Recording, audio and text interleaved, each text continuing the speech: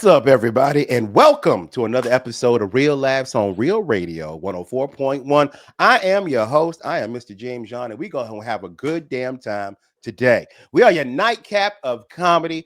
I got two great comedians joining me as always. First off, my brother in comedy. Y'all know him as Ken Miller, the godfather of Orlando comedy, but today he cry baby. Ken, why you crying today? What's wrong, baby? Man, so I was doing a show at the Funny Bone last night. Shout out to Tommy Davidson. Hey, shout out to our brother Tommy. And it was January 30th, and it was Yeah. Kenny's birthday. Oh, Ken. And so, I closed the show with the joke about, and I've never cried when I've said this joke. Yeah. And I closed You made me cry, but yeah, you don't cry. Yeah. Bro, I don't even know what happened. I was like, hey, man, my son committed suicide. Today is his 26th birthday. And I was done. I have never, ever got emotional telling a joke. And this is the thing about black people. Black people be like, go ahead, baby. You got this, baby. Go ahead. Yeah. Go ahead. Go ahead, kid. No. Yeah. That's us, though. Bro, that's how we do it. They was like, hey, man, I had to cover the mic. I was like hurting. And then, so, of course, I was super emotional. So I got drunk. And I was just in my feelings. Like, I don't even remember what happened on the Late Show. That's how drunk I got last night. I got home, I was bawling, crying, and my wife has an event up in Lakeland, and she in the room trying to console me. I was like, just go work on your stuff. Yes, I don't even want to be here no more. I was just like, bro, I woke up this morning and I was like, yo, was I crying last night? She was like, yeah. I was like, oh, I'm so gay. What all the pillows are all wet. What a homo, bro. Oh, goodness, yo. Hey, go ahead and take this mic off, man. Oh my God. I was on a whole period last night, man. Gotta have it. It's helpful. It's cleansing. It's therapeutic, though, after you do your it. therapist ass up. I didn't ask your opinion. I'm gonna go. Also, let me bring in our special guest. She is a part of this show. She is part of the Pillow Fort podcast with Rue. Rue's not here, but we talk about my sister Aimee LaCour in the building. How you doing, Aimee? Doing so good. And I can't be nice to Ken. I have so many nice things I want to say to Ken, but he'll tell me to shut up. So as a therapist, just everybody knows that I do love Ken and I want him to feel better, but don't tell him I said that. He's not paying attention. I'm happy to be here. I'm happy to be here, James. Don't tell him. I won't tell him at all. I absolutely love y'all all together. The nicer I am to Ken, the more he'll make fun of my hair. Bro, it's too early. I can't handle it. First of all, hair this morning, adorable. Okay, what? It's adorable. All right, I gotta go. I would tell you this though, bro. Last night, people would tell you this. If you go to a comedy show, comedians would tell you we hate the Late Show. Yes, the Late Show Friday is always awful. Yes.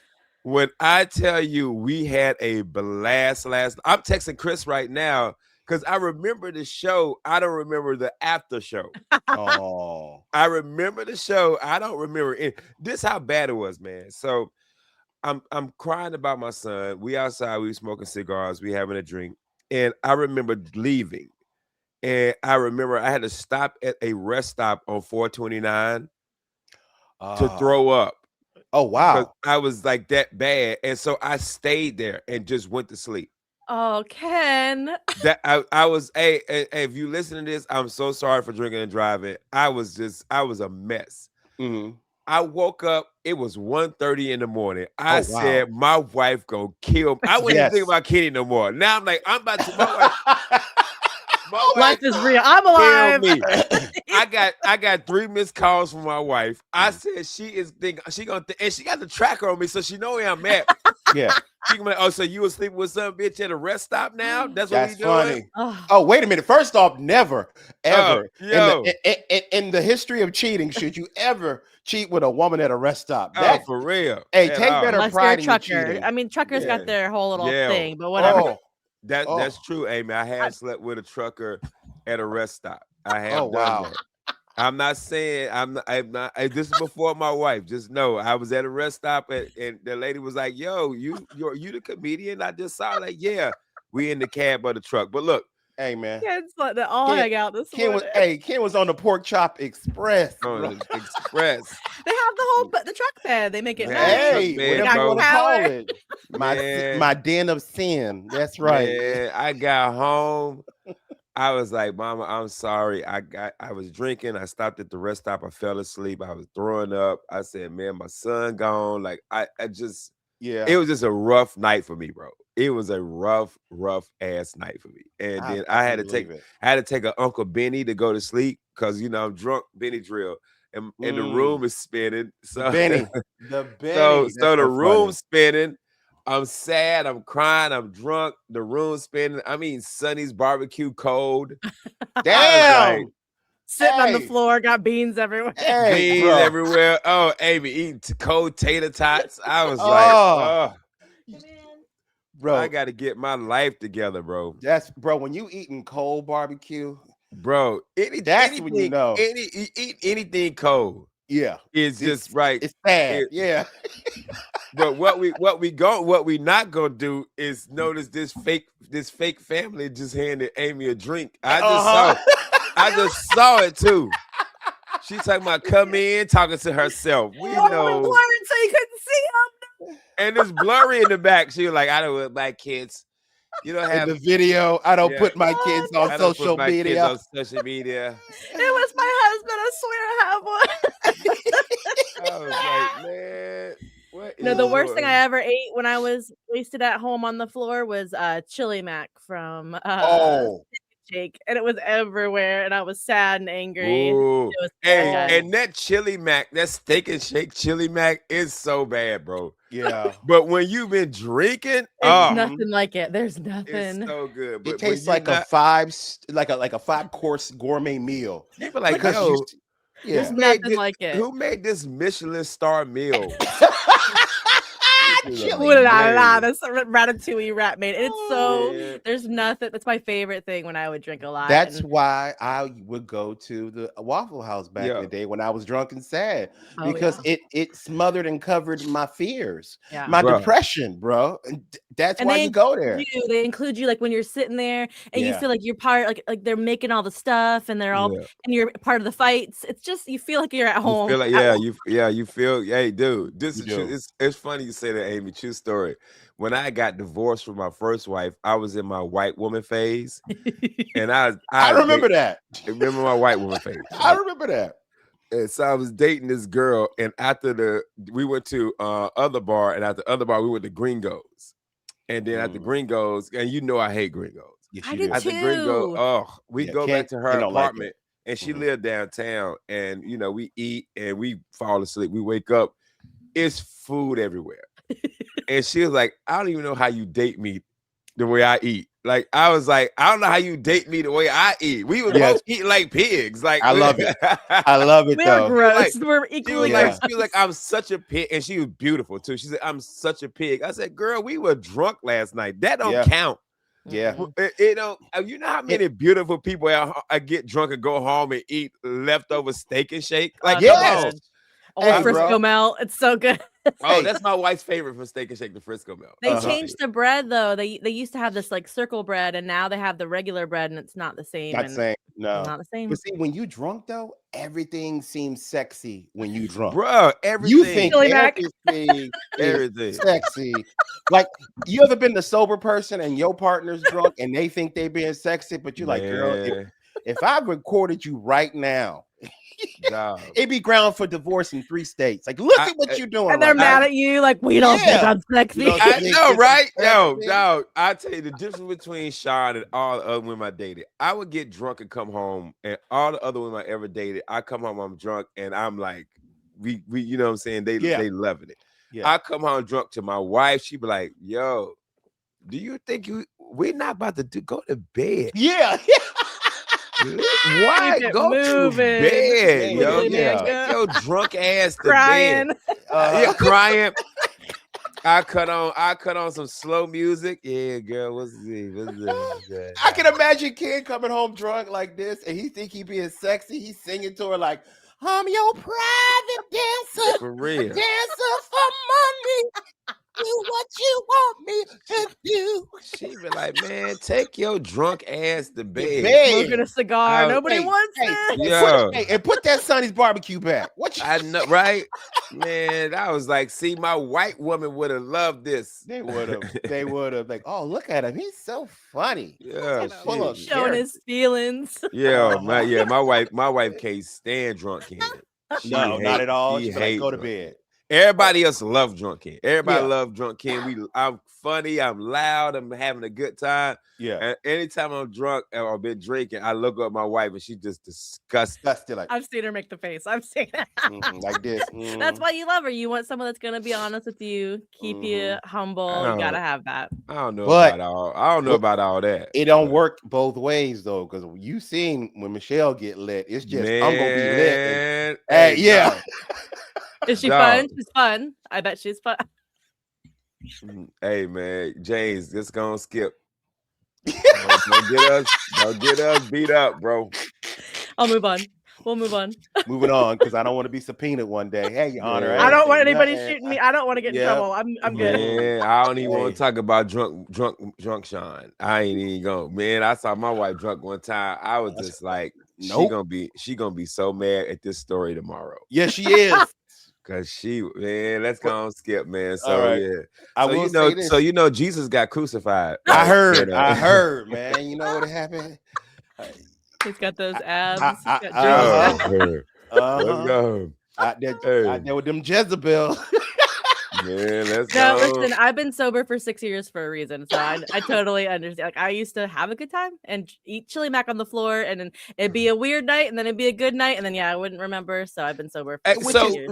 Real quick, Aimee, did something happen to you because a lot of times people get sober because something happened to them, and you were like, man, I gotta stop drinking. Did something happen to you, or you just I just want to be better? My big one was, and here's the thing, I am a good mom. We would always drop the kid off at my family's, and then we would go drinking.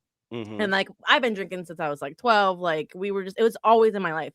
But the worst one was, I was down on Mills, and I woke up and I was outside in a bush and I lost my glasses. I lost my phone, my expensive iPhone, and sorry, you have to hear this, guys. I peed myself. So yeah, that was kind of like the last straw. Oh no, that's part for the course, man. Yeah, I'm 50 years old. I pee myself 3 times a day. Hey, every time I giggle. Hey, bro. Hey, Jay. I tell you this: if you a drinker and you have never peed yourself, you are not a drinker. Yeah, you are not a bro. I had a girl doing my white woman phase. I had a girl spend the night at my house, and I peed the bed. Yeah, I was so drunk, and she said, "MF, did you just pee the bed?" I was like, "No, that was you, not me. You can't prove anything. That was you. This was crazy." And she, after we cleaned everything up, she still let me hear it. That's how gross. Wow. That's too. That's for you too. Hey, once you go white, they'll even help you wipe. There you go, for real, bro. We're too nice. I'm working on it. I'm trying to be meaner. I'm trying to set boundaries. That's why I always ask when people tell me they don't drink anymore. I'm always curious, like, what was the rock bottom? Because most people who stop drinking, it's either like they was rock bottom, it was a health issue, a DUI. It was something that made you be like, man, I gotta stop. It's and it's like, I would be cool. Like, if I drank 5 times, that'd be great. That 6th time, it would be unpredictable. And as a mom, you don't want an unpredictable thing, or drinking and driving. And then 2, when COVID happened, we couldn't take our kid to the families anymore. And I grew up with a family that drank. I didn't want her seeing me drink. So really, it was kind of gradual, because it was like COVID. We were home. I'm not going to drink. And then it was 2 years later. I'm like, let's just not drink maybe till she's grown, because I don't need that. She doesn't need to see me like that. She doesn't need to see me eating chili mac on the floor crying, Nobody should see that. Nobody. Which is crazy. Before we go to commercial break, I did crack cocaine in front of my kids, so whatever. Oh wow, okay. Get into it. On that note, we're gonna have to bleep some of these. Kids, I took my kids to Epstein Island. All right, we'll be right back, guys. Right, Real Radio 104.1. Welcome back, everybody. You are still listening to your nightcap of comedy. That's right, Real Laughs on Real Radio 104.1. I am joined in studio. I'm your host, Mr. James John, with Mr. Crybaby, aka Ken Miller, the godfather of Orlando comedy. And from the Pillow Fort podcast, we got Aimee LaCour, fellow comedian and therapist. That's right. So every week when she's on this show, I know she leaves it going, ooh, if I could tell them what's really wrong with them. I feel like we owe you money, Aimee, when you're on this show. All right, like, everyone write that down. That's legally binding. Let's do it. For real, bro. Hey, real quick, I want to bring this up, Aimee, because it was just funny. Before we started recording, I was sitting here thinking I was alone, Ken, and she was in the backstage and I didn't see her, and I had this moment of just total honesty where I just closed my eyes and I said, I'm so tired. I was there. And he's and I'm like, and Aimee, when I came back, Aimee said, are you okay? Yeah. You know, that honest moment of like, bruh, I am not young anymore. I am not. It was like, generations talking through you. Like, it was so tired. So tired. I'm the same way, bro. Like, I'm almost 50. And I work, I got comedy, we got radio, family. Like, I just don't sleep. You know what I mean? And even on my day off, like for instance, on Thursdays, I'm off Thursday, Friday, and Saturday, right? So Thursday, I had nothing to do. I actually had and I never had nothing to do. If I'm not working or whatever, my wife want to go do something. Yeah. So I woke up and she was like, what you doing today? I said, what you got planned? She's like, won't you just rest? Wow. Won't you just rest? True story, bro. I popped an Uncle Benny and because I was already up at 6 because my body wakes up at 6 every morning, no matter what. I can fall asleep at 3. My body wakes me up at 6 because it's just so used to waking up. So I wake up, I'm on the phone, blah, blah, blah. I go back to sleep. No, lie. What happened was I was looking for homeowners insurance. And then I come back in the room. It's like 9 o'clock. And she's like, yo, what you doing? I was like, I'm doing blah, blah, blah. She said, get you some rest. Man, I popped the Benadryl. Man, I woke up, bro, it was 4:30. Your body needed it. It was 4:30, bro. Wow. Because it was 4:30. Yeah. We normally don't sleep during the day like that. No, so if you got that much rest, your body needed it. Your body told you, hey, man, sit down. And I was hungover because, I just started back drinking again. The fast is over. Yeah, fast over. I'm trying to be like Aimee. I'm trying to be in the bush, baby. and I'm talking. Hey, and I ain't even talking about that bush. You know what you're talking about. I'm trying to be in a bush. You know what I mean? I was up in a bush. I was up in a bush when I got home, bro. That is hilarious. And Aimee, it's crazy to hear me. It's crazy for you to say those things and for me to hear that about you. People because don't know. I think of you as such a wholesome bro, for being. real. 100%. Like so wholesome. I mean, she's a whole goddamn liar about this family. I know. But other than that, I think Aimee's a wholesome person. Aimee, I think in your free to me, in my head, in your free time, all you do is bake chocolate chip cookies and pet. I'm the worst baker. I'm a terrible cook, but that's my persona. Like we all have our superstar personas or whatever. I got that persona for the stage, and that's how y'all know me. When my kid turns 21, we'll like say turn up, and I'll let you know. I'll show you. Oh wow. Hey, Aimee, that's a funny thing because we all do have our personas, how people see us. Because how we see ourselves is not how other people perceve us. Nope. How do you see us, Aimee? Like, what's our personas? If you could tell us. Before you answer this, I want two. I want comedy Aimee and therapist Aimee. Yeah, I want both answers. How comedy Aimee sees us and how therapist Aimee sees us. Oh, I love that. Okay, so comedy Aimee is always I can't be nice to y'all because listen, y'all are like the pillars of the community, right? So y'all have been around. You're like the godfathers, but also scary. Like you guys were scary. Like you can't just go talk to you at a club. Man, that's the crazy part. And Aimee, real talk. That really hurts my feelings. That I know it does. I know we've talked about this because and I'm gonna say this, James. Well, you on the show when Miguel talked about No, was this Messenger when Miguel told you about us about the comedian that was mad at me for a whole year? Yes. So he opens for me at a comedy club and he bombs. Now, mind you, Aimee, I don't remember this story. I don't remember this and nothing at Right. all, right? Because usually it's Chris and Dwayne with me. So apparently this comedian opens for me, he bombs, and he says I didn't talk to him all weekend. And he was like, he told Miguel, he said, yeah, because Ken talks to everybody, right? And Miguel was like, well, what happened? And then the comedian was like, yeah, I went back and listened to my set and realized I was a hack and I was just a terrible comic. So I get it. I wouldn't talk to me either. And I felt bad. I'm like, yo, so for a whole year, he was walking around telling people Ken hates me and Ken is mean and this and that, instead of just talking to me or coming up to me and saying, hey, right, how you doing?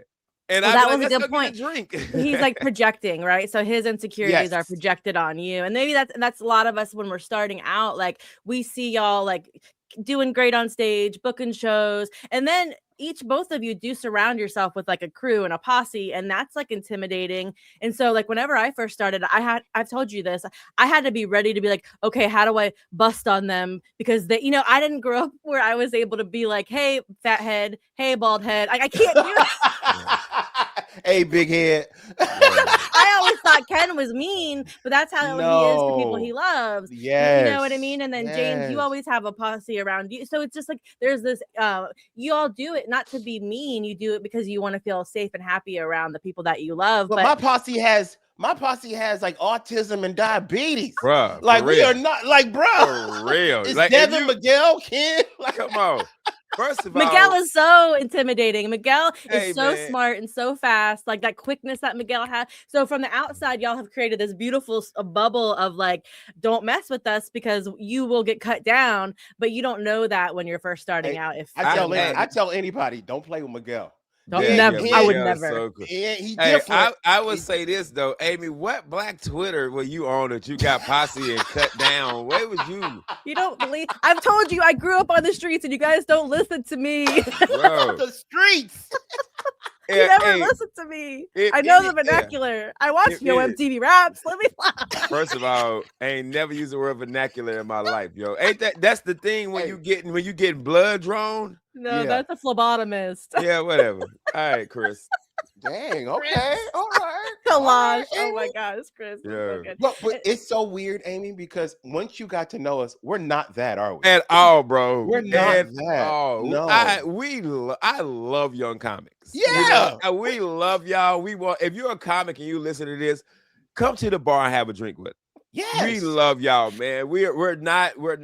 But you're honest. But you're honest people too. And I think I am maybe too. Yeah, that is true. Yeah, I think that's the thing. Maybe some people aren't used to the honesty that y'all are gonna bring, and that's love too. Like y'all being honest and saying, "Hey, you're not ready to headline," or "Hey, you need to do this." Like to be able to have that as a comic is really important. But I don't think a lot of people are ready for that when they're going into comedy. You just said the biggest problem that we've always had over the years, as you say, elder statesmen in comedy. We're not telling you you're not ready to take anything away from you. Yeah. We want you to do well. We're being honest because once you go to a club and they think you can do the job and they find out you can't, you never get an opportunity back at that club. That opportunity again. Yeah, never again. I tell comedians one of the dumbest things comedians say to me is, man, I shot my shot. Well, sometimes you don't need that basketball. Yeah. It's certain times when you just don't need that basketball. You ain't got to. Let me tell you something, man. I got a beautiful wife. Yes, my wife is stunning. Yes. But if I was single, I wouldn't shoot my shot at Halle Berry. She don't want my broke ass. She's older now. She don't want my broke ass. Now, there's an extra on that movie set, though. I'm shooting that. Hey, I might be able to give her broke ass. Know where you stand is what you're saying. That's what I'm saying. So when I tell comics like, hey man, like I'm opening for Tommy Davidson this weekend. Shout out to Tommy. 4 or 5 years ago, a kid hit Tommy up in his DMs and was like, hey, I'm DC comic, or Tommy from DC. Can I come do a guest spot? That kid came all the way from DC to Orlando to do a guest spot. Wow. And bomb. Come on. He was bombing so bad, he didn't even know what the light was. We had to cut the music on to get him off stage. Honey, so I hate that. I get him off stage. I said, bro, we gave you the light. He says, what's the light? I said, how long you been doing comedy? He's like 4 or 5 months. Oh gosh. You're I not Oh. said, ready. bruh. He said, Oh. I shot my shot. I said, well, you'll never shoot at this club again. Again. Never. No.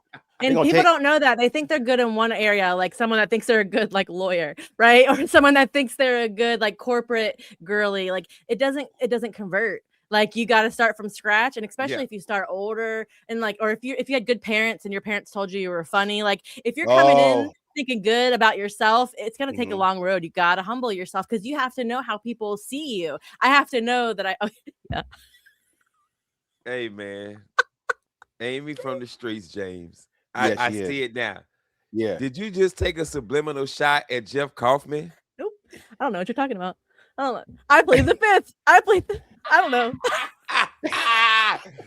Yo, Hey, our official Jamie, sponsor, by the way. she just did Nope. a Kendrick Lamar on Kaufman. Yeah.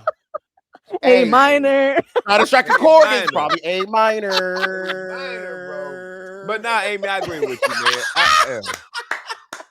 Hey, shout out to my brother Jeff. That's our dog. But I agree with you though. It's people out there like you're in a friend circle and you're the funny person in A the bubble. friend circle. Yeah. And you're like, I'm gonna go do stand up because my friends think I'm great. And you bring I seen it at open mic a couple weeks ago. You bring your Yeah. friends. Dude comes up, he got 20 people with him, and he is awful. Yep. But the friends in the back all with their phones and they laughing and Yep. Highlight of their life. Yeah. I was just like, and then he walks up to me and said, well, what do you think? I said, do you want honesty? I said, bro, it was terrible. I said, if you don't believe me, come back next week by yourself. Without your friends. Without your how friends. funny it was. And see how it is. There you But go. I agree with you, man. But that's just comedy. Comedians will shoot they shot. They always like, I shot my shot. And sometimes, man, you didn't need that basketball, bro. And I'm not preaching at anybody because I've made this mistake myself. Yeah. Oh, when I thought I was ready for Yeah, something, and I clearly was not. So trust me, because I told y'all my story about the Unity Awards. So we all know. Man, We'll let me have tell y'all to- something. Tell me sometime. I haven't heard it. I'm It's a gonna quick story. Man, let me tell you something, bro. Hey, dog. James called me. I told James he was gonna bomb. I said, Yeah. bro, you gonna Yeah. bomb with that one. Yeah, it is. Hey, Did you Yeah, it just is. start? Well, you're new. I was 10 years in, Amy. 10 I years, thought man. I had it figured. I thought I had comedy figured out because I would always do well, and I'm not being braggadocious. I just did well. So I would always do mainstream comedy, meaning I would do mainstream clubs, and that's how I came up. So this was an urban event. It was called the Unity Awards. Mm-hmm. So DC Curry was going to be the headliner. So I'm like, yeah, I'm going to go, man, I'm going to do that. I go there, Aimee, and I start my little mainstream jokes. I got a minute in, and in the corner, I heard the first rustlings of boo. They don't play. Boo. I'll tell you Then it immediately. spread like COVID in 2021. And everybody in that room, 3,000 people came together. I did what the name of the actual awards was. I unified 3,000 people, and they came together to boo me with an attitude. You ever been booed by black people? It comes from a place of hatred. Bro. Boo. I said Bro. boo. Bruh. They'll be nice for what? Like how long? Probably like You got 2 no, minutes, you got maybe a 20 minute, seconds. Hey, a couple Ken, what seconds. You got 30 seconds without You people, got 30 maybe? seconds to maybe a minute. And then Maybe. they gonna be like, man, Nah. especially if this they ain't it. paid. Yes. Oh, they gonna be like this. Yeah. Man, They'll tell you. I've heard ew. I've heard ma'am. Bro. Ma'am is a funny one. Ma'am. Hey, man. They don't want to hear about my butt. They don't want to hear about my arm. They don't want to hear about my body at all. Yeah, I've gotten. Bro, I know we got about 10 seconds. I remember Yeah. one time, one comedian, God rest his soul, Miracle, if Oh, you God know, bless. had a heart transplant. Yeah. Miracle was bombing so bad. Somebody in the audience said, man, they should have gave that heart to Bernie Mac. Oh! Hey, man, Bernie Mac didn't even die of a heart attack, bro. Man, look here, dog. Hey, dog. Hey, dog. Miracle just is like, hey, y'all, good night, man. Good night. On that note, we'll be right back. Real Last, Real Radio 104.1. Like everybody, you are listening to Real Laughs, and I am doing what our name says we should do, and I am laughing. Yeah. I am James John, your host, aka I'm so tired. I'm joined in virtual studio with my good friend Kim Miller, aka Crybaby. Aimee LaCour is in the building as well from the Pillow Fort podcast, and I am tired. Like, by the way, I'm telling y'all, if y'all can hear what we talk about on the break, it's 10 times funnier than this show. It is. It is. It now understand y'all. It's gonna be bleeped out because I say the N word. Like Aimee says it. No, I know, right? Nope. I ain't playing. I'm not going along with that. No, I did not. I don't say it in my head. I don't even say it in my head in the song. I don't say it. Bro, if y'all can listen to us, dog, one time, man, I had posted the show and forgot to clip it. Oh, and it was somebody messaged me and was like, bro, y'all was talking about that on the radio. I said, what are you talking about? Wow. I had to go back and listen. And it was Kaufman yelling at his son. Oh, wow. And if you know about his son, it's like, yo, I had to go back and delete the whole episode because I didn't want people to think Kaufman was like this evil dad. And he's not. Like, he really isn't, man. Really is. Called him the N-word. Yeah, right. Called him the N-word. I said, it's Kaufman out here being Suge Knight. What's going on? If y'all listen to the break, hey, bro, we be wilding during the break. The break is always wild, bro. I love it, man. Hey, I want to run something by you guys that I just recently experienced. You know how you find something new you might like and you didn't have any idea you were going to like it? Here's the thing, man. A lot of times I will be going to different things and functions for comedy, and my wife will be my plus one. She'll come hang out with me, whether it be a corporate event or, a private event, whatnot. And she's always there. She's always very, very smiling, waving, talking to people. And I'm like, oh, my baby doing her part, right? Well, for the first time, my baby had a real big event. She reached 10 years of working at Orlando Health. So last night, we got to go to a beautiful banquet. It was 3,000 people at this banquet. Nice. It was at the World Marriott. It was beautiful, bro. And for the first time, I got to be her plus one. And can I tell you, Aimee, I absolutely loved it. I had a ball because my job as your plus one is to be cute and charming, and I got that all day. You got that all day. Ken, I just got to tell jokes. I got to brag on my wife like that's my baby. She worked hard. Yes, she my baby. Yes, he do. Yeah, go girl. Yeah, I love it because Sean is always my plus one at comedy shows and anywhere I go. But when she has an event, you go. I go, and I'm a plus one. But I will say this. I will be the only husband setting up and taking down. And you will be. Nobody else helps out, Ken. Bro, man, every time my wife got an event, and even with all her line sisters and sorority sisters, I be the only husband there. That's so Why? funny. Where's the husbands at? They not because they not stupid like me. Hey, and I'm scared of my wife, so she's like, "You gonna be there?" I be like, "Yes, sir, boss. Yes, bro. Yeah. Hey, yes, sir, take it a white, boss. Take it a white. Did I set it up right? Did I set it up right? But bathroom break, boss. But I'm gonna tell you this, man. I'm gonna speak for me and Ken.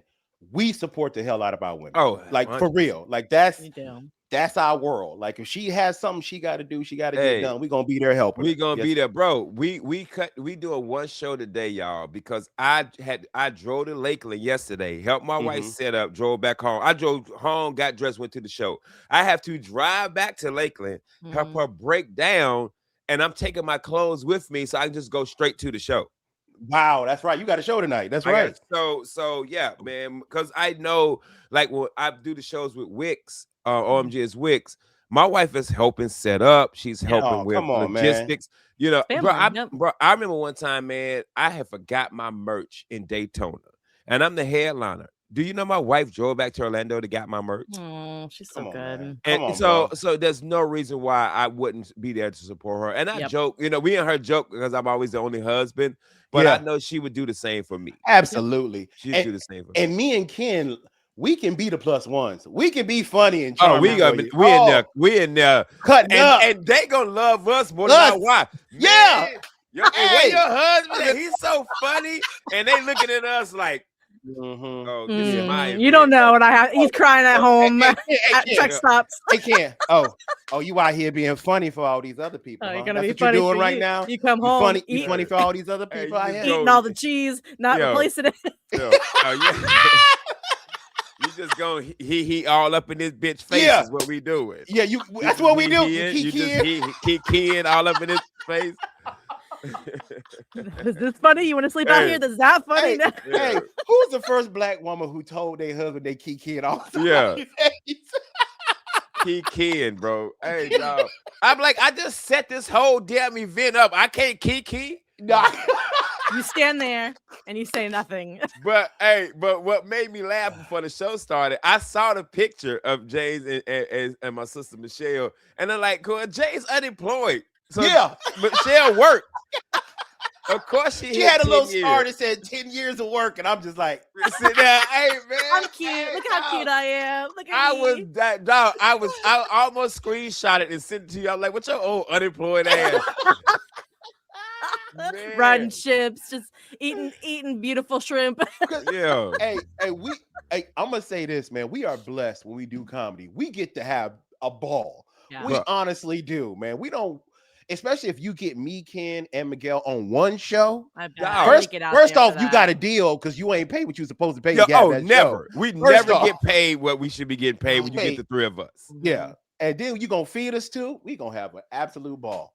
And the crazy thing about comedy is a lot of people don't think it's a job. No, they don't. They really don't. Because they think like, well, Kevin Hart making $1 million, right? But you at this restaurant doing stand-up. Yeah. So for them, it's not the same. You know what I'm saying? They're doing you a favor by being there. They're like, I was helping you out by having lamb while you talk about your kid, you know?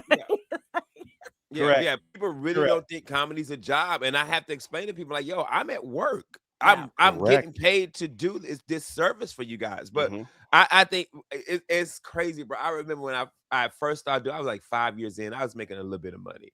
And this girl I was dating was like, well, how long you gonna be doing this hobby of yours? I said, hobby? I said, I get paid. She said, you do? I'm like, yes.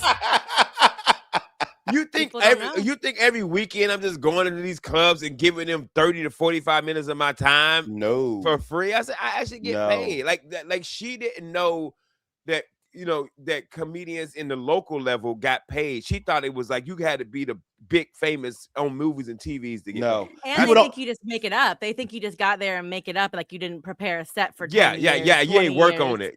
And I'm glad you brought that up, Ken, because the finances of comedy when you're not famous, people don't realize this. They think because we're not famous that we get paid like $100 to go do a set. And I will tell you, the different aspects of comedy, whether it be Ken doing all these great theater shows or OMG is Wicks, or if I do a cruise ship, the money we make would make people's heads spin. Like, man, y'all get paid that much? Yes. I told my coworkers what I made for the last show, OMG is Wicks. It was 3 times what my salary was. Exactly. And he was like, he said, lunch on you? I said, first of all, I don't buy white people lunch. So. Number one. Not my oppressor. You wow. Yeah, colonizer. You need to buy me lunch, and I won't. Oh, that's funny. But I will say this, man. Comedy's the best damn job I ever had. It's good, man. It has and Aimee, you know this. It has its ups and downs. You know, I was telling people one Thursday I was performing for 2 people, and then that Saturday I was performing for 1,300. Yeah. Amen. And you never know. And they might love you. They might hate you. You have to be okay with, the downs. You have to love the downs, honestly. You have to love feeling bad. You have to love all of it, because it's like if you're not obsessed with it, you're not going to keep going, because those downs are downs and they're negative money. Like when I do my psych show, sometimes even if I sell that out, I'm still going negative because I'm paying for everybody. And you have to love it. I believe in it. It's hard. But it's beautiful. And let me give you your flowers while you're here. Aimee, that psych show is such a unique, original idea. That's it really is. Good. It really that is so good. It really is. I had a blast on that show. I mean, Ken, you got to do that, Ken. I'm not doing that. Ken, you already said it. I got it on tape. You're coming. I'll just get you. Hey, yo, pause. Pause. I'm not coming nowhere, white woman. Pause. You can't use that against me. You're gonna love it. It's gonna be my Fringe Festival. It's gonna be the theater's like 120 people. I'm gonna be able to pay everybody. We're gonna get some sponsors. You're gonna love it. Aimee, you're gonna sell it out. It's such a good people. If you're listening to me, it is such a great concept. It's original. You're never gonna see anything like it again. Comedians doing stand-up, then they get psychoanalyzed by a therapist. It is magnificent because none of us are okay. None of us. Dog. I ain't met no comedian that's all right. It's No, been I have so not. fun. It's been amazing because every time it's different, and it truly is whatever that comedian wants. So I tell every comedian, be you or don't be you. Like when Donald Evans, who wasn't him, he was his weird, mean self, and that was the person in the session. So you go up there and be whatever you want, and it's a good meld of like the two worlds of therapy and like thinking about your set. And the biggest thing, since I'm a comedian, a lot of times I think of it like I want to know why this person told this joke, and I try to meld those two worlds because that's what's really fascinating. The behind it, the sociology aspect of why did you tell this? Okay, right. I love it. I love it. And also, while I'm on the bandwagon of giving flowers, I want to give Ken flowers too. Ken, I love the fact, man, you were on an amazing 2 tours. Russell Peters, first off, man, you've been working with him. Amazing. You've been traveling all over the world, not just America, but also the tour you're doing, OMG is Wicks, who is such a great person too, just like Russell. 2 good people, good hearts. And I love the fact you're getting the success that you deserve because you worked very hard, brother. Bro, it's crazy you say that. I was telling somebody last night after the show who had been following me for years. Yeah. And I was like, I joke about it, but I was really done with comedy. Like there was no, I'm about to be 50. I got a good day job. I hate the job, but it pays well. You know what I mean? Like I don't need comedy. Yes. And I'm not getting famous at it. I ain't wrote nothing new. I'm doing the same job. Like I'm exhausted. My son had just passed away. Like I'm like, I don't even want to do this anymore. And that OMG Wicks tour, I was telling them, I said, it gave me so much more life. Yes. You know what I mean? Because when you get to perform for 1,200 people, 600, 700 people, that's what stand-up should be. There's nobody yelling at, there's no drunk person in the bar yelling at you, there's no TVs on, there's no wondering, man, am I gonna get a check tonight or not? Right. You know what I mean? Like you know, the stuff that you go through in comedy that only comedians go through. You know what I mean? Like like you should like just feeling the lows of stand-up. You know what I mean? And the OMG Wicks tour, because I'm booked out through the year. I booked so many shows with Wicks. I haven't even sent my veils out for regular shows. Come on. Yes. You know what I mean? Booked and busy. You know what I mean? I'm like, I could do one show with Wicks in a month, and that's gonna be what money I will make all year off of stand-up. That's amazing. So I'm just like, man, people been hitting me up for shows. I'm like, hey man, I'm waiting for my Wicks dates. I don't blame you. I don't blame you. Know what I mean? So shout out to OMG is Wicks, man. If you guys don't follow, if you live in Florida, you have to follow him. You follow him. Bro, I was at a venue. Funny. I was at a venue in Lakeland with my wife, and I was trying to rent the venue with Wicks. And I said, yeah, I'm touring with OMG is Wicks. You know Wicks? Yeah. I like, yeah, man, he my dog, man. Hey, give him my number. Tell him call me. We gonna get him here. We like people know him in Florida, bro. It's crazy, man. But at the same time, we gotta give James his flowers. Yep. You know what I'm saying? James is the reason for a lot of our careers. Yep. James taught a bunch of us how to host. If James is one of the best, James and Dean Napolitano are 2 of the best hosts I've ever worked with. They're great, and James is out on the cruise ships now. Cruise ships doing the show too. So shout out to James being too, +1 for his wife. You're just doing all James. Hey, wife mean as hell, and we gotta give James his flowers for surviving that. That's right. Signing off on that. I'm gonna whoop my ass when I get off this radio. James, and you take time. You take time to mentor, and you take time to, like with Jake. I try. Me, I you really do. You take time, and you're honest but kind. Like you just always know that you have a solid person that's gonna be there for you. So thank you. Appreciate you. Thank y'all so much, man. We ran out of time. This was a damn good show, by the way. Thank you too for being on this show today, man. Y'all killed this, man. And thank y'all for listening out there. We're going to bring you more hilarity on Wednesday. We won't be back tomorrow. We all love you. On behalf of myself, James John, that is Aimee LaCour, and that is Ken Miller, Godfather of Orlando Comedy, aka Crybaby today. But thank y'all for listening. We will see you on Wednesday. Ken, tell these people what to do. Take your ass to bed. We out.